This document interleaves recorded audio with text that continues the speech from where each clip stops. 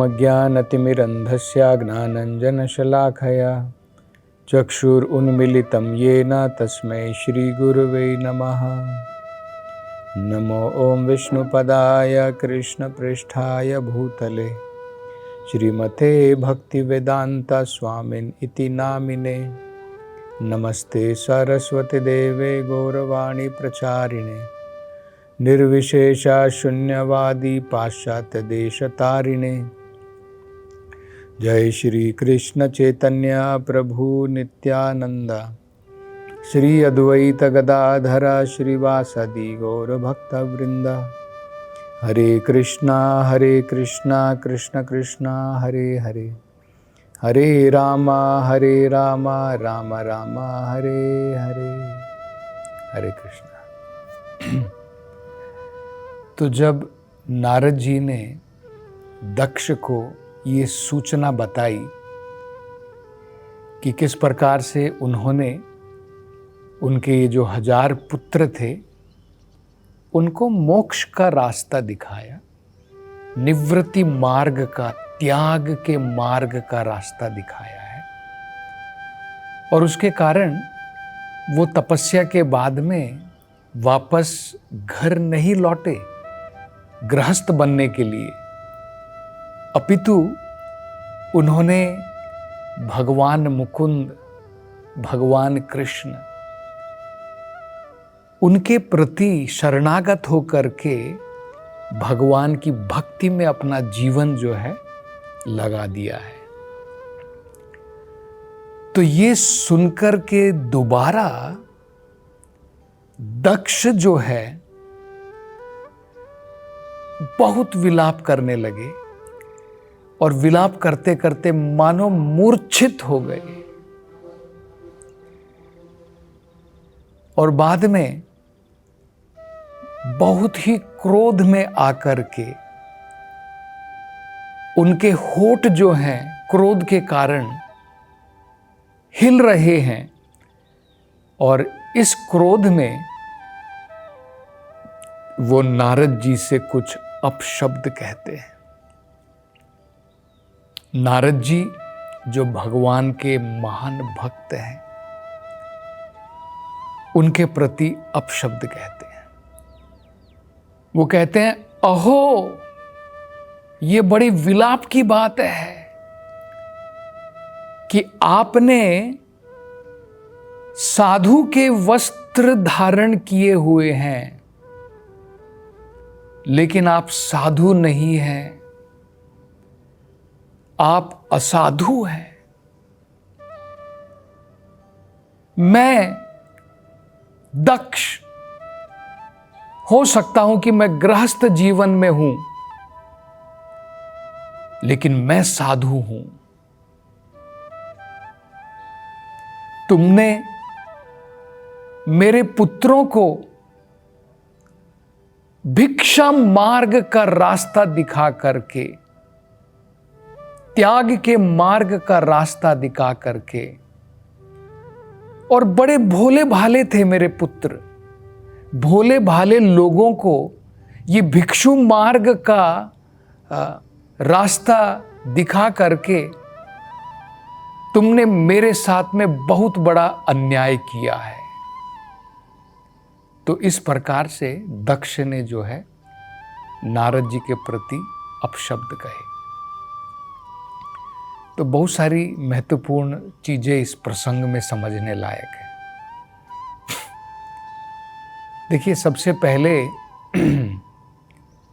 हम देख सकते हैं कि उन्होंने कहा, दक्ष ने नारद जी से कहा कि मैं गृहस्थ जीवन में हूं लेकिन मैं फिर भी साधु। इस बात में कोई गलती नहीं है।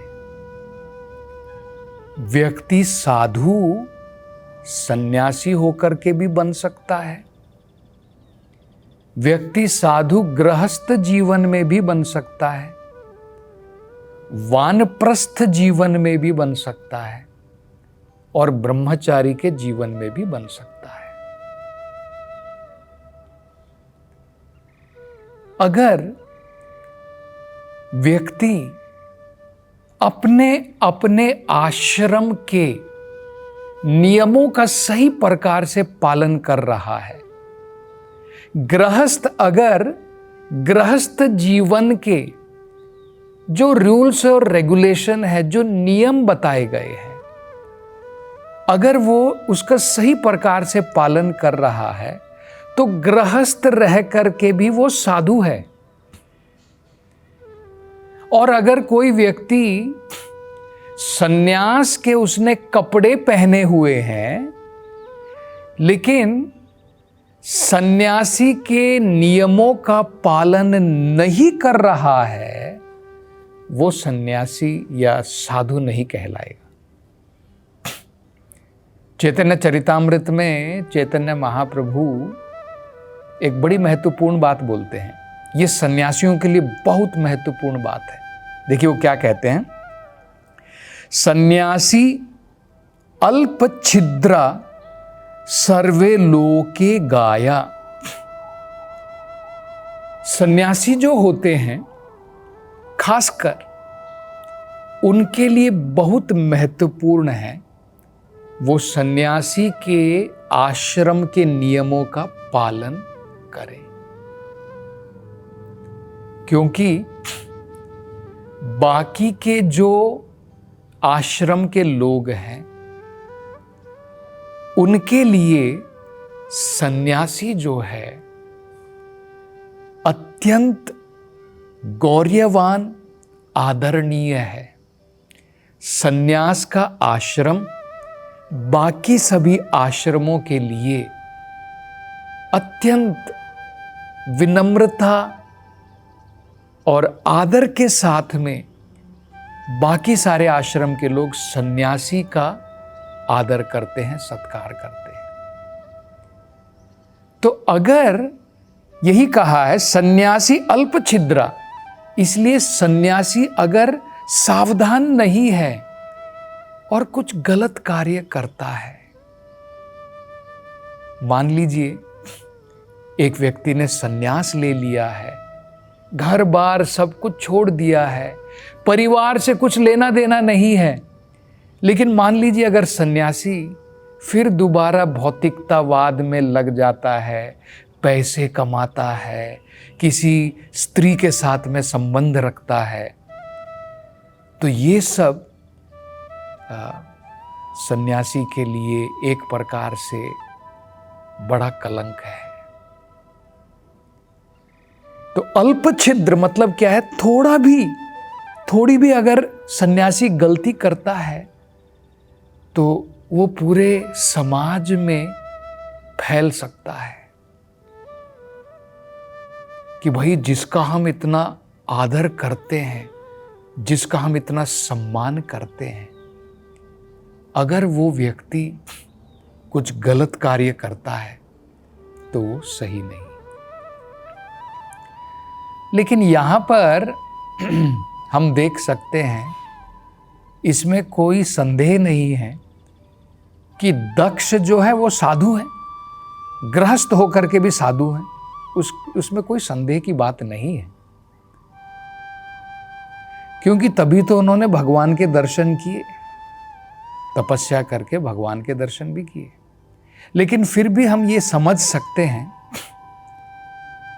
कि दक्ष के मन में ये जो एक दोष है, उनके मन में एक ये जो दोष है गलती निकालने का, उसे कहते हैं ना फॉल्ट फाइंडिंग, किसी में गलती निकालने का, ये एक बहुत बड़ा दोष हम देख सकते हैं दक्ष के अंदर में है कि इतने बड़े महात्मा नारद जी में वो गलती निकाल रहे हैं, न केवल गलती निकाल रहे हैं, उनका अपमान कर रहे हैं कि तुमने साधु का कपड़ा पहना है लेकिन तुम साधु तो नहीं हो। अब हम सोचेंगे कि भाई नहीं, जो दक्ष ने किया वो तो सही किया, क्योंकि उनके पुत्र जो थे, जो भोले भाले पुत्र थे, उनको क्यों बहकाया? क्योंकि वो यही सोच रहे हैं, दक्ष सोच रहे मेरे भोले भाले पुत्रों को बहका करके भिक्षु मार्ग का रास्ता दिखा दिया। मैंने तो उनको भेजा था किस लिए? भाई तपस्या करो, जीवन शुद्ध करो और उसके बाद में आकर के घर गृहस्थी बनाओ और संतान पैदा करो। मैंने तो इसलिए भेजा था। लेकिन नारद जी वहां पर गए, उनको अच्छा पाठ सिखाया और भिक्षुक बना दिया अब उनको। तो ये सोच करके वो सोच रहे हैं कि नारद जी असाधु हैं। अब जरा आप इसका विश्लेषण कीजिए। क्या नारद जी असाधु हैं? क्या उन्होंने जो शास्त्रों में दिया है उसके अनुसार जो साधु का कार्य है, क्या अपना कार्य नहीं किया? क्या ये गलत कार्य किया उन्होंने कि दक्ष के पुत्रों को मोक्ष के रास्ते पर, निवृत्ति के मार्ग पर लगा दिया? क्या उन्होंने गलत कार्य किया? ये अब हम समझने का प्रयास करेंगे। देखिए, सबसे महत्वपूर्ण वेदों का यही अर्थ है कि मनुष्य जीवन जो है निवृत्ति मार्ग के लिए बना है। ये जो प्रवृत्ति मार्ग है उन लोगों के लिए है जो निवृत्ति मार्ग पर नहीं लग सकते हैं। जो निवृत्ति मार्ग पर लग सकता है उसे प्रवृत्ति मार्ग में जाने की जरूरत ही क्या है? भाई अगर ये हर्यश्वा और वो सवलश्वा वो शुद्ध थे अपने जीवन में तपस्या के द्वारा और वो निवृत्ति मार्ग के लिए बिल्कुल सही थे, तो अगर वो निवृत्ति के मार्ग पर लग सकते हैं, डायरेक्ट भगवान की भक्ति में लग सकते हैं, तो उन्हें प्रवृत्ति मार्ग में, घर गृहस्थी में जाने की कोई जरूरत ही नहीं। यह समझना बहुत महत्वपूर्ण बात है। अगर हम नहीं समझ पाएंगे तब हम साधुओं को अनेकों प्रकार से उनका अपमान करेंगे, लांछन करेंगे। यही कई बार हम लोग देखते हैं कृष्णा भावनामृत संस्था में भी लोग जो हैं कई बार श्रील प्रभुपाद जी के ऊपर भी इस प्रकार से कहते थे कि स्वामी जी आपने हमारे भोले भाले बच्चों को सन्यासी बना दिया, ब्रह्मचारी बना दिया। हम तो चाहते थे कि वो गृहस्थ जीवन में बने रहें। ऐसा कोई प्रॉब्लम नहीं है कि गृहस्थ जीवन में कोई व्यक्ति साधु नहीं बन सकता, ऐसा नहीं है। लेकिन अगर कोई ब्रह्मचारी रह करके या सन्यासी बन करके अगर कोई व्यक्ति निवृत्ति मार्ग पर चल सकता है तो उसे जरूरत नहीं पड़ती है। ये देखिए, ये वेदों का जो तरीका था कैसा था, ये समझना बहुत महत्वपूर्ण है। ऐसा नहीं है कि सभी लोगों को गृहस्थ जीवन से जाने की जरूरत है, ऐसा नहीं है, कंपलसरी नहीं है। जो ब्रह्मचारी नहीं रह सकता है उसे जाना चाहिए। उसे केवल भगवे कपड़े पहन करके और मन के अंदर में तो काम वासना है, बाहर से राम राम कर रहा है, वो सही नहीं है। लेकिन अगर कोई व्यक्ति निवृत्ति मार्ग पर चल सकता है तो उसे कोई जरूरत नहीं है। जैसे नारद जी हैं, नारद जी को कोई जरूरत नहीं है, वो अखंड ब्रह्मचार्य का पालन कर सकते हैं, तो उनको कोई जरूरत नहीं है। भीष्म देव को कोई जरूरत नहीं है, वो अखंड ब्रह्मचार्य का पालन कर सकते हैं। लेकिन अगर किसी को लगता है कि मुश्किल है तो गृहस्थ जीवन में भी ले सकता है और वहां से भी वो भगवान की भक्ति कर सकता है। तो देखिए क्या होता था, सबसे पहले गुरुकुल में 25 साल तक बच्चे को जो है ब्रह्मचार्य का पालन करने के लिए भेजा जाता था। वैदिक सभ्यता की मैं बात बता रहा हूं।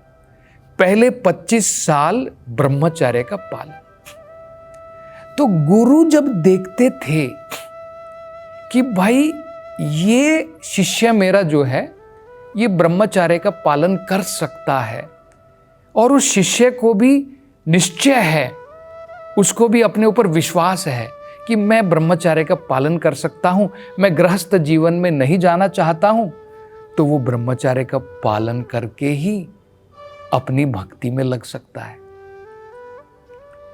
लेकिन अगर गुरु देखते हैं या फिर शिष्य को भी लगता है कि नहीं, मुझे मुश्किल लग रही है ब्रह्मचर्य का पालन करने में, मैंने ब्रह्मचर्य की ट्रेनिंग तो ले ली है और अब इसी ट्रेनिंग के साथ में मैं अब गृहस्थ जीवन में प्रवेश करना चाहता हूं, तो गृहस्थ जीवन में भी, गृहस्थ जीवन का मतलब ये नहीं है कि अब हमें लाइसेंस मिल गया है कि भाई अब मैं गृहस्थ हूं, अब मैं जो चाहूं वो कर सकता हूं। वो गृहस्थ जीवन नहीं होता है, वो गृहस्थ आश्रम नहीं होता है, वो गृह मेधि का जीवन कहलाता है। तो ब्रह्मचर्य का पालन करने के बाद में जब व्यक्ति गृहस्थ जीवन में जाता है तो इसी प्रकार की त्याग की भावना के साथ जा सकता है, इसी प्रकार की त्याग की भावना के साथ जा सकता है। और उसके बाद में क्या है, ऐसा नहीं कि पूरी जिंदगी वैदिक सभ्यता के अनुसार पूरी जिंदगी गृहस्थ जीवन में रहना, कहाँ की बात है ये। पहले 25 साल ब्रह्मचार्य, अगले 25 साल गृहस्थ, और उसके बाद में जब वो 50 साल का हो जाता है तो वानप्रस्थ लेता है। वानप्रस्थ में कोई घर की जिम्मेदारी नहीं, केवल भगवत भक्ति। पति पत्नी दोनों मिलकर के तीर्थ यात्रा करते, कभी कभी घर वापस लौटते हैं, और बाद में पति जो है संन्यास लेता है। तो ये जो है हम देख सकते हैं। तो नारद जी की कोई गलती नहीं है, लेकिन ये दोष ढूंढने की गलती, ये दोष हम देख सकते हैं दक्ष के अंदर में था, जिसके कारण वो नारद जी को असाधु कह रहे हैं। और ये बड़ा महत्वपूर्ण विषय है, इसलिए इसके ऊपर थोड़ी और चर्चा हम अगली कथा में भी करेंगे। हरे कृष्णा।